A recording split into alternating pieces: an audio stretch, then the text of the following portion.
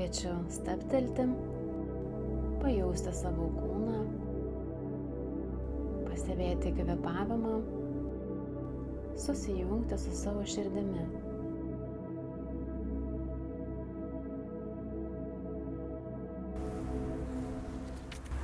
Transformacija. Ląstelių lygmens pokyčiai, giliausių sluoksnių gydymas. Pokyčiai vyksta ląstelių lygmenyje. Jūs nesate tokie, kokiais buvote prieš metus, ar ko greitai tapsite. Esat pereinamajame etape tarp pakilimo ir nuopuolio. Išgyvenate virsmą. Tęskite, ką pradėjote, taip vyksta transformacija. Šį laiką prisiminsite su nuostaba.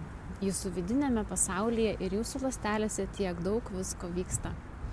Metas paleisti nebereikalingus elgesio modelius, kurie jūs laikydavo kovos, bėgimo, sąstingio režimu ir pasirinkti naują gyvenimo būdą, kuriame trauma nėra varomoji jėga. Seni vaikystės modeliai iškyla tam, kad būtų išgydyti, kai leidžiate savo juos stebėti ir pajausti be prisirišimo, jie netenka galios ir atsitraukia.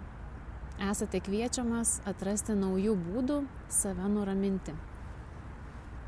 Šiai kortai įtakos turi Saturnas, juodoji Madona ir Afrikos deivė Ošun.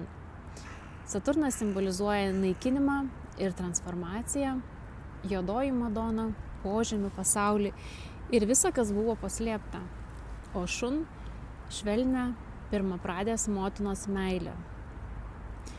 Vyksta pokyčiai ir giliausių sluoksnių gydymas.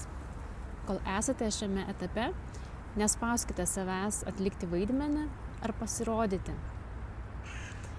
Jums gali tekti peržvelgti santykį su savo kūnu, galbūt pakeisti dietos ar mankštos režimą, arba priimti energinį gydymą. Jums taip pat gali prireikti emocinės paramos, gydant iškylančias vaikystės problemas. Esate stipriai mylimi. Šviesos išskleidimo aktyvavimas. Pridėkite kortą prie širdies ir ištarkite. Leidžiu savo priimti giliausią gydymą ir transformaciją, kad įvyktų pokyčiai ląstelių lygmenyje.